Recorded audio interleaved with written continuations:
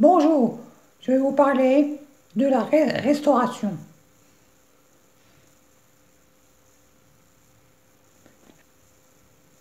Réduire le gaspillage alimentaire pour faire rimer profit et durabilité. Alors que la faim reste un problème majeur dans de nombreux endroits du globe, un tiers de la production alimentaire annuelle mondiale est perdue ou gaspillée. C'est pas très bien ça. Et malheureusement, force est de constater que les restaurants sont loin d'être irréprochables.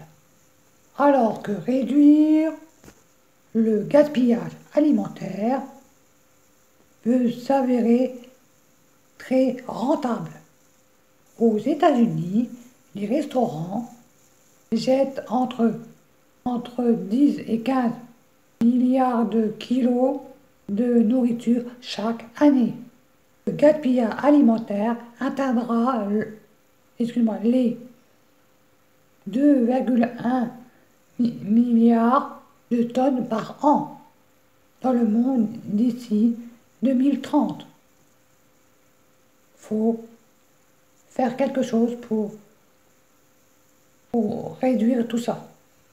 En plus d'être synonyme d'une mauvaise utilisation des ressources agricoles et d'aggraver le dérèglement climatique.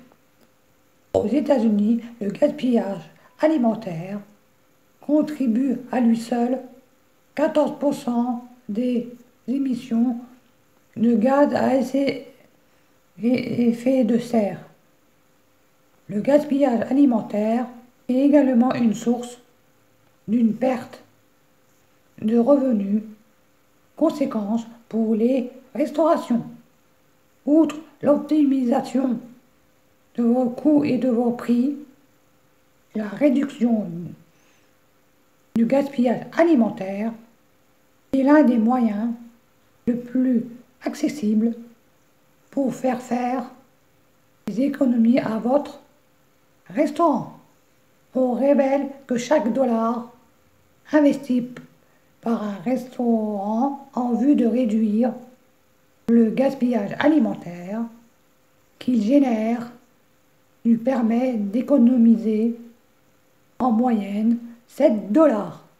Le fait de servir de plus petites portions peut avoir déjà un énorme impact sur votre finance. Comment réduire le gaspillage dans un restaurant? Impliquer les employés, utiliser les restes d'ingrédients inutilisés, composter tout ce qui peut l'être. Depuis janvier 2024, le compost est obligatoire pour tout le monde.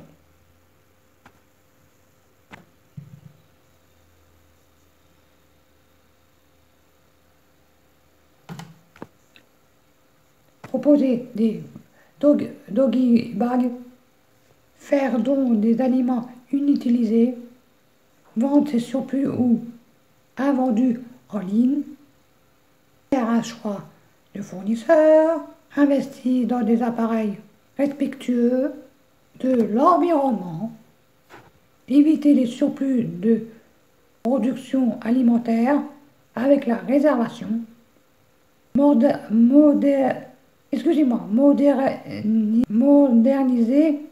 la technologie de son restaurant, impliquer les employés.